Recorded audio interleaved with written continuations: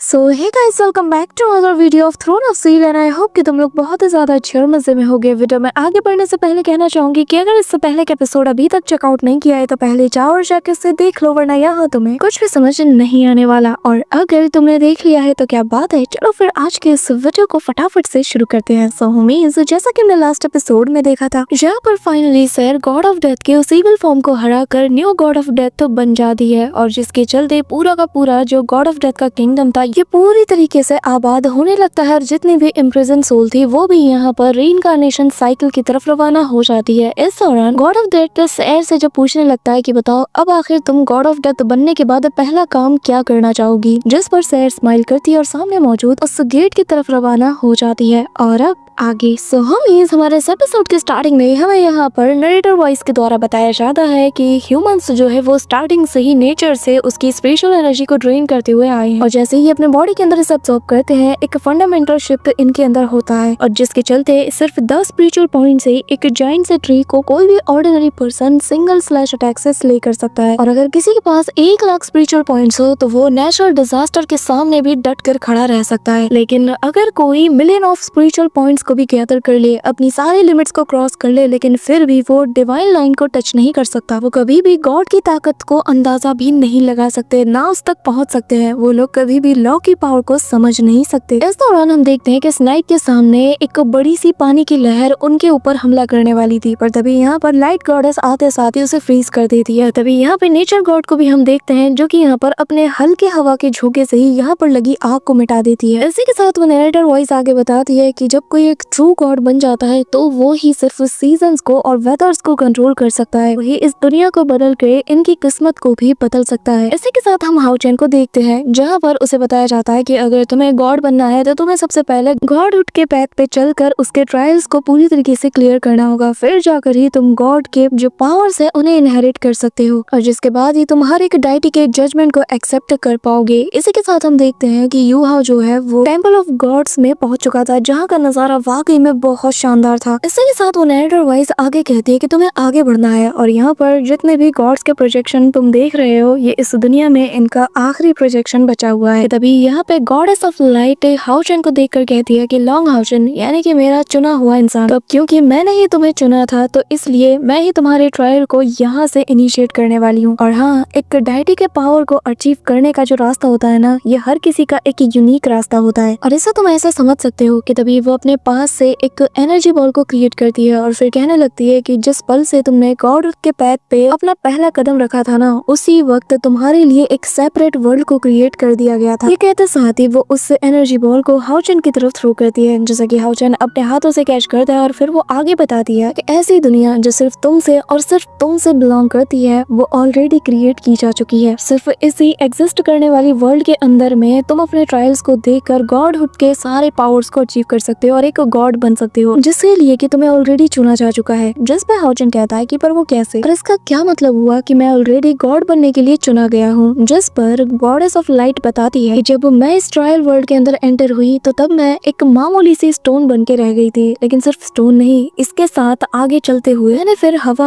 फिर हवा बनी, और फिर एक पत्ती, ऐसे करते करते मैंने इसकी हर एक चीज को इनहेरिट किया, और जो भी चीज मेरे कांटेक्ट में आती गई मैं उन्हें मिमिक करती गई, और फिर ऐसे ही मैं इस वर्ल्ड के अंदर मौजूद हर एक चीज बन गई। और ऐसे ही जब मैंने इनकी लाइफ जर्नी को समझा, इन्हें मिमिक किया, तब जाकर मुझे मेरे अपने गॉडहुड का रास्ता नजर आया। मैंने रोशनी के बिल्कुल गहराइयों में अपने उन रास्ते को देखा जिन्हें फॉलो करते हुए मैं एक गॉड बन गई। लेकिन जैसा कि मैंने तुम्हें बताया हाउचेन, सबके रास्ते यूनिक और डिफरेंट होते हैं, तो जो चीज को मैंने अपने वर्ल्ड में अपने ट्रायल के दौरान अप्लाई किया वो तुम्हारे इस सफर पे अप्लाई नहीं होंगे, और इसके चांसेस बहुत ज्यादा है कि तुम जो भी चीज यहाँ पे फेस करोगे ना वो मेरे वाले से काफी ज्यादा डिफरेंट होगा। इसे ऐसा समझ सकते हो कि अगर तुम्हारा सिलेबस ही डिफरेंट है तो तुम्हारा एग्जाम पेपर भी तो डिफरेंट होगा ना, और जिसका जवाब भी डिफरेंट होगा। हाउचेन यहाँ पे उसकी बात समझ चुका था कि तभी वो कहने लगती है कि ठीक है, फिर अब जबकि तुम समझ चुके हो तो चलो इस ट्रायल को शुरू किया जाए, और फिर यहाँ पे वो उस वर्ल्ड को पूरी तरीके से एक्सपेंड कर देती है, और हाउचेन से कहती है कि लॉन्ग हाउचेन, उम्मीद करती हूँ कि तुम इस सारे ट्रायल को पास करके न्यू गॉड ऑफ लाइट का टाइटल हासिल करोगे, और जिसके लिए मैंने तुम्हें चुना है, और उम्मीद करती हूँ कि उस ताकत के दम पर तुम इस पूरे के पूरे डीमन कॉन्टिनेंट के अंदर एक नया क्या इल्यूमिनेशन लाओगे। इसी के साथ हम देखते हैं गाइस कि हाउशन का गॉडहुड का जो रास्ता था जिसके लिए मैं इतने टाइम से वेट कर रहे थे, फाइनली वो शुरू हो जाता है कि तभी अचानक से जैसे हाउचन आंखें खोलता है तो यहाँ पर हमें एक मिस्टीरियस सी जगह का सीन दिखाया जाता है जहाँ पर कुछ लोग सूरज की पूजा करते हुए कहने लगते हैं कि ओ सूरज प्लीज पश्चिम की तरफ मत डूबो, ए अंधेरे की चादर प्लीज हमें मत खाओ। इसी के साथ हम देखते हैं कि सभी लोग उस बड़े से टावर की तरफ देखकर एक दिशा में ही प्रे कर रहे थे और फिर बार बार सेम चीज रिपीट करते हुए कहते हैं कि हम बड़ी शिद्दत के साथ आपसे प्रार्थना करते हैं, हम बड़ी शिद्दत से आपसे उम्मीदें करते हैं, प्लीज हमारी उम्मीदों को टूटने मत देना। इसी के साथ हम देखते हैं कि दिन से रात हो जाती है और तभी यहाँ पर अचानक से उस टावर के अंदर से कुछ फ्लक्चुएट करने लगता है और तभी आसपास से बहुत सी घोंसली फिगर्स जो कि दिखने में किसी डेथ ईटर जैसे लग रहे थे वो यहाँ पे आ जाते हैं और ये लोग आते साथ ही यहाँ पर जितने भी लोग थे उन सभी पे धावा बोलते हैं कि तभी ये लोग प्रे करते हुए कहते हैं कि हमारा वो लेजेंडरी हीरो हमें बचाने जरूर आएगा, प्लीज हमें एक साथ मत मारना। तभी हम देखते हैं कि सारे के सारे डेथ ईटर्स एक साथ इन पे धावा बोल देते हैं और तभी यहाँ पर एक लेडी जो कि दर्द से बुरी तरीके से छटपटा रही थी कि तभी हम सामने एक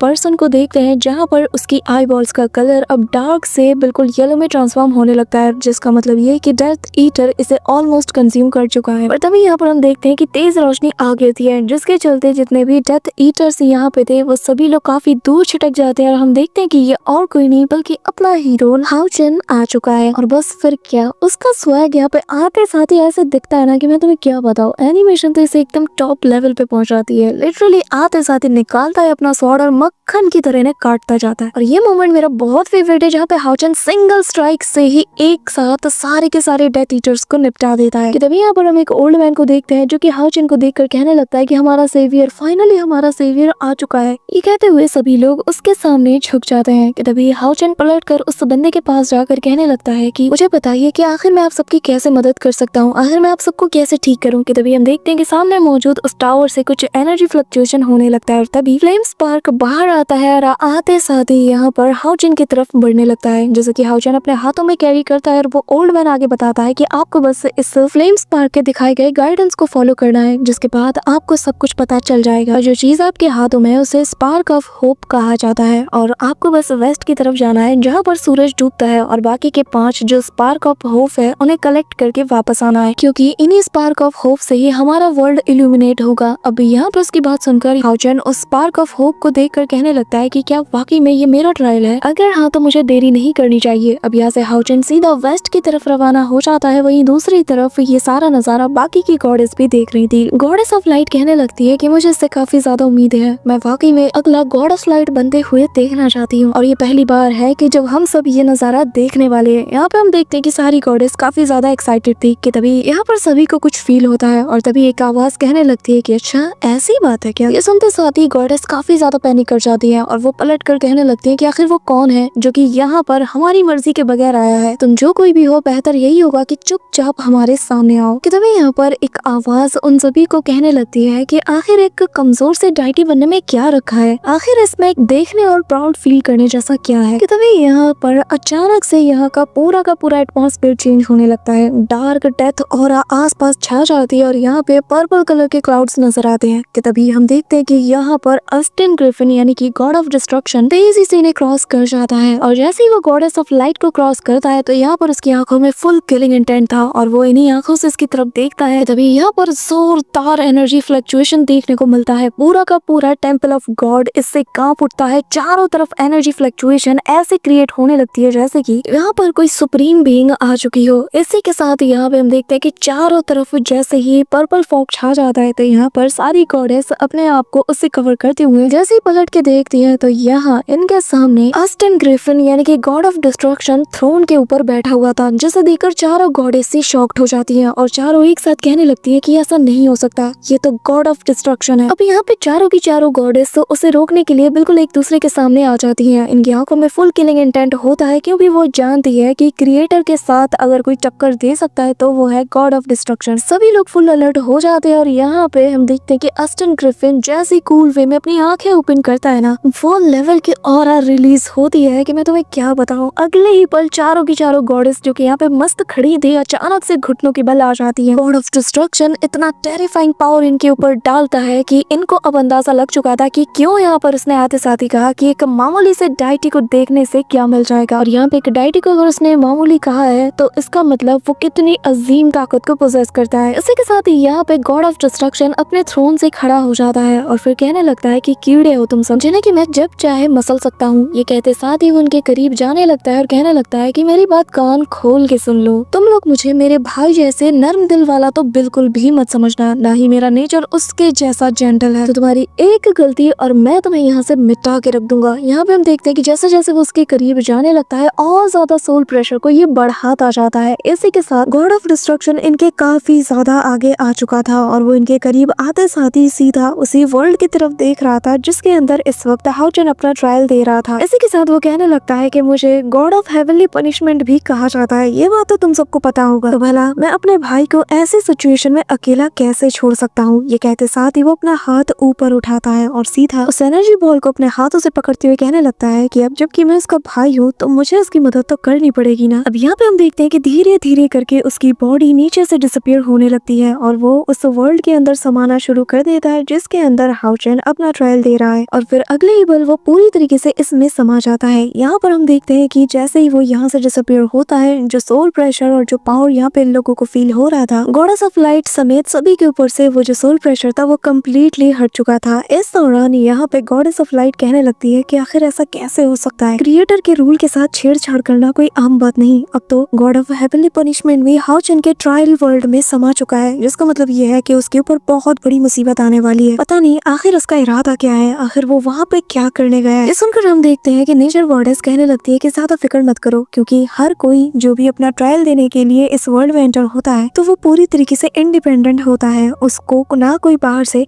तो वो पूरी तरीके से इंडिपेंडेंट होता है। तो अगर यहाँ पे हेवनली पनिशमेंट भी एंटर हुआ होगा तो मुझे पूरा यकीन है कि वो हाउचन के वर्ल्ड से अलग होगा और वो चाहकर भी उसे कोई भी हानि नहीं पहुंचा सकता। इसी के साथ सीन शिफ्ट होता है और हम यहाँ पे देखते हैं कि एक मिस्टीरियस सी डार्क जगह थी जहाँ पर काफी सारे जो लोग थे वो पूरी तरीके से दर्द के मारे छटपटा रहे थे और डेथ ईटर्स इन्हें पूरी तरीके से कॉन्कर कर लेते हैं, जिसके चलते इन्हें काफी ज्यादा पेन भी होता है और ये लोग दर्द के मारे चिल्लाते हुए कहते हैं कि प्लीज कोई हमें बचा लो। कि तभी यहाँ पर हम देखते हैं कि जो गॉड ऑफ डिस्ट्रक्शन है वो यहाँ पे एक चुटकी बजाता है और तभी यहाँ पर एक टेरिफाइंग एनर्जी रिलीज होती है और इनके सेंटर में गॉड ऑफ डिस्ट्रक्शन आ जाता है। ये जो सेम चीज थी बिल्कुल वैसा ही था जैसा कि हाउचन के साथ हुआ था, बस फर्क ये है कि हाउचन वहाँ पर लाइट की पावर से सभी को बचाता है और यहाँ गॉड ऑफ डिस्ट्रक्शन जैसे ही आता है उसे देखकर सभी लोग कहने लगते हैं कि हमारा सेवियर आ चुका है, फाइनली हमने जो इतने लंबे समय से इंतजार किया था वो अब पूरा हुआ। कि तभी यहाँ पर जैसे ही अपने सामने देखते हैं तो इनके सामने कोई भी नहीं था और तभी ऊपर की तरफ जब ये देखते हैं तो वहाँ पर गॉड ऑफ डिस्ट्रक्शन मौजूद था और जैसे ही वो इनके मुंह से सेवियर वर्ड सुनता है तो वो हैरान था और कहता है कि क्या मैं और एक सेवियर, आज से पहले किसी ने भी मुझे इस नाम से नहीं पुकारा। और तभी वो हाउचन को अपने मन में याद करते हुए कहने लगता है कि क्या वाकई में हर बार तुम लोगों को ऐसी नजर से देखते हो और जब जब वो तुम्हें ऐसे सेवियर कह के बुलाते हैं क्या तुम्हें वाकई में तब यही फील होता है। जिसके बाद वो स्माइल करते हुए कहता है कि मैं देखना चाहूंगा कि आखिर तुम इन लोगों को किस नजर से देखते होगे जब ये तुम्हें सेवियर कह के बुलाते हैं। जिसके बाद वो उन सभी की तरफ देखता है और कहने लगता है कि कितने ज्यादा कमजोर, लाचार और बेबस ये बिल्कुल वैसे ही है जैसे कि तुम हो, ये बिल्कुल वैसे ही धुंधले इमोशंस हैं जैसे कि तुम्हारे हैं। तभी यहाँ पर वो जो ओल्ड मैन था वो वापस अपनी जगह से खड़ा हो जाता है और तभी यहाँ पे गॉड ऑफ डिस्ट्रक्शन के पीछे से हम उसी फ्लेम ऑफ होप को देखते हैं और यहाँ पे वो ओल्ड मैन बिल्कुल सेम बात रिपीट करता है और कहने लगता है कि ओ लॉर्ड सेवियर, आपको वेस्ट की तरफ जाना है, यानी कि उसी तरफ जहाँ पे सूरज डूबता है और वहाँ पर जाकर ही। कि तभी यहाँ पर गॉड ऑफ डिस्ट्रक्शन इन सभी की तरफ देखता है, इसकी आंखों में फुल किलिंग इंटेंट था और एक एक करके वहाँ मौजूद वो सभी लोगों को मिटा के रख देता है। उनकी बॉडी सेकंड में डिस्ट्रॉय हो जाती है और धूल में बदल जाती है और तभी यहाँ पे एक बहुत बड़ा एक्सप्लोजन होता है और उस एक्सप्लोजन के साथ ये धूल भी गायब हो जाते हैं। तभी गॉड ऑफ डिस्ट्रक्शन अपने सक्शन फोर्स से उसी फ्लेम ऑफ होप को अपने पास बुलाता है, कहने लगता है कि ठीक है मैं वेस्ट में जाऊंगा लेकिन मुझे कोई ऑर्डर दे, ये चीज मुझे पसंद नहीं। इस दौरान हम देखते हैं कि पूरा का पूरा वो जो गोल्डन एनर्जी वाला वर्ल्ड था जो कि हाउचन के लिए क्रिएट किया गया था, अचानक से इसका कलर भी चेंज हो जाता है और अब ये पर्पल कलर में कवर हो चुका था, जो देखकर बाकी गॉडेस कहने लगती है कि जो गॉड का पैथ है इसके रास्ते कई सारे हो सकते हैं लेकिन इसका डेस्टिनेशन एक है और जिस पर सिर्फ कोई एक ही पहुंच सकता है। भले ही इन दोनों ने सेम वर्ल्ड में सेम टेस्ट के लिए खुद को नॉमिनेट किया हो, लेकिन सिर्फ कोई एक ही आगे बढ़कर तख्त को हासिल करेगा और उस टाइटल को भी। यहाँ पे सभी लोग सोचने लगती है कि तभी दूसरी गॉडेस कहने लगती है कि हाँ तुमने बिल्कुल सही कहा, सिर्फ एक ही है जो कि गॉडहुड के पैथ पे चलकर फिनिश लाइन तक पहुंचेगा और उस टाइटल को भी हासिल करेगा। तभी यहाँ पे लाइट गॉडेस कहने लगती है कि पर मुझे हेवनली पनिशमेंट यानी कि गॉड ऑफ डिस्ट्रक्शन के इरादे बिल्कुल भी ठीक नहीं लग रहे हैं, क्योंकि उसने हाउचिन के रास्ते पे इंटरफेयर करने की कोशिश की है ताकि उसकी जगह सिर्फ वही गॉडहुड के रास्ते पे चले और फिर अपनी डिवाइन पावर को भी वो वापस से हासिल कर पाए। यहाँ पे नेचर गॉडेस कहने लगती है कि अगर ऐसा होता है तो फिर तो बहुत बुरा होगा। अगर गॉड ऑफ डिस्ट्रक्शन अपनी डिवाइन पावर के साथ वापस आता है तो पूरी की पूरी दुनिया तबाह और बर्बाद हो जाएगी। ये बिल्कुल भी ठीक नहीं, हमें कुछ न कुछ करना ही होगा। इससे नहीं रोका गया तो हर एक लिविंग क्रिएचर इससे सफर करेगा, सबकी जान चली जाएगी। कि तभी यहाँ पे गॉडेस ऑफ लाइफ हाउचिन की तरफ देखकर कहने लगती है कि हाउचिन प्लीज प्लीज ऐसा मत होने देना, क्योंकि इस वक्त सिर्फ तुम ही वो हीरो हो जो कि इसे रोक सकता है और इतने बड़े क्लैमिटी से हमारी इस पूरी दुनिया को बचा सकता है। इसी के साथ सीन शिफ्ट होता है और हम हाउचिन को देख रहे हैं जहाँ पर वो वेस्ट की डायरेक्शन में बढ़ रहा था और उसके रास्ते में काफी सारे ऑब्स्टिकल्स भी आते हैं, पर वो बिना डर के हिम्मत के साथ आगे बढ़ता है। और यहाँ देखते हैं कि उसका सामना एक डिवाइन बीस्ट से भी हो जाता है जो कि उस पर हमला करने के लिए आगे बढ़ती है। कि तभी वो नरेटर वॉइस बताती है कि एक जाबाज हीरो अपने सफर पे निकल चुका है ताकि वो गॉडहुड के पैथ को पूरी तरीके से अपना बनाकर उस पे चलकर गॉड का टाइटल हासिल कर सके और ह्यूमैनिटी को एक आने वाले बहुत बड़े खतरे से बचा सके। इसी के साथ हम देखते हैं कि हाउचिन एक सिंगल स्लैश अटैक से पूरी तरीके से इस बर्ड को डिस्ट्रॉय कर देता है। सो उम्मीद हमारा आज का ये पार्ट तो यहीं पे एंड होता है, लेकिन नेक्स्ट पार्ट में काफी ज्यादा मजा आएगा और जिसके लिए तुम्हें इस वीडियो पे 3K लाइक्स और 300 कमेंट्स पूरे करने हैं ताकि तुम्हें नेक्स्ट पार्ट जल्द ही देखने को मिल जाए। सो